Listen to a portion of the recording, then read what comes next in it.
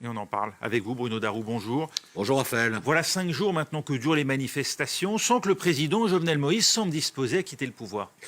Voilà, absolument. Pour le moment, Jovenel Moïse s'accroche au pouvoir.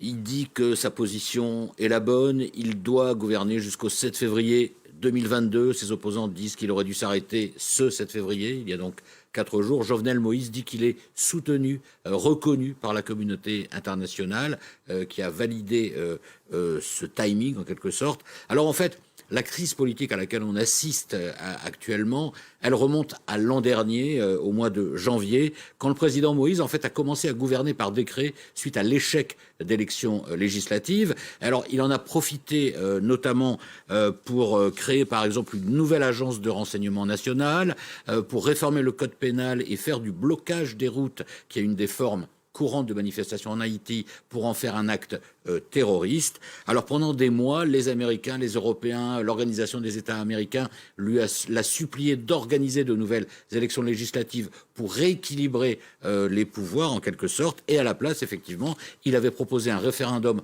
en avril prochain, un référendum sur une réforme constitutionnelle qui serait suivie à l'automne prochain d'élections législatives et présidentielle. Alors ce projet de réforme, il prévoit notamment la suppression du poste de Premier ministre au profit d'un poste de vice-président, la suppression du Sénat, un redécoupage des circonscriptions électorales. Bref, pour ses opposants, il a été accusé de dériver carrément vers un pouvoir autocratique. Pour l'instant, donc, les manifestations qui réclament son départ ont gelé tous ces projets de Jovenel Moïse quand même.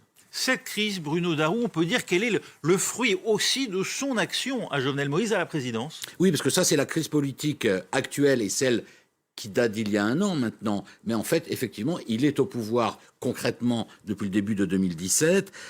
Dès son arrivée au pouvoir d'ailleurs, dès son élection, il y a eu des soupçons de fraude, donc il a été mal élu. En plus, c'était un entrepreneur pas vraiment connu, qui a été mis sur orbite par l'ancien président Michel Martelly. Il a provoqué assez vite la colère d'une bonne partie de la population avec une hausse brutale des tarifs de l'essence à l'été 2018, d'autant que l'inflation pendant ce temps ne cessait de flamber, notamment sur les produits alimentaires, les boissons non alcoolisées,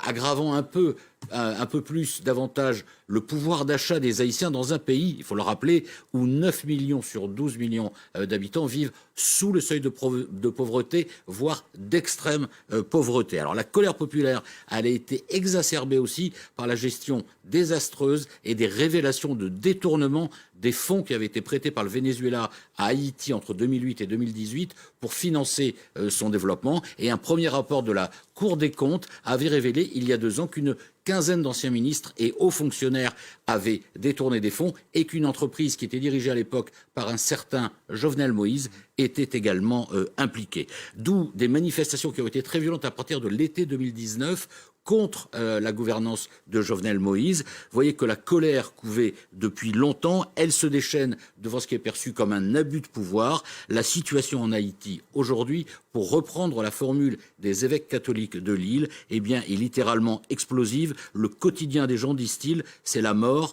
l'assassinat, l'impunité, l'insécurité. Une insécurité qui est notamment propagée par les fameux gangs qui, de plus en plus, apeurent les Haïtiens.